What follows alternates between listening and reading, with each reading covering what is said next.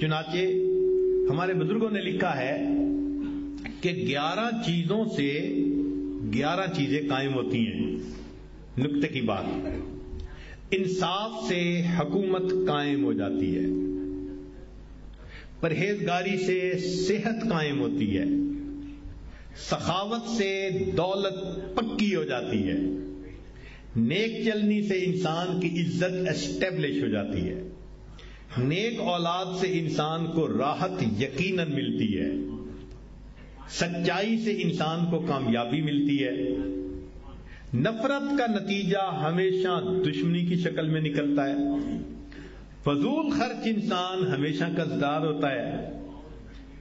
اور جو سچ کا معاملہ کرنے والا ہو ہمیشہ اس کا اعتبار کیا جاتا ہے، اور جو معاف کر دینے والا ہو ہمیشہ اللہ اس کے دل کو خوشی عطا فرماتا ہے. تو معافی کے بدلے خوشی یقیناً ملتی ہے.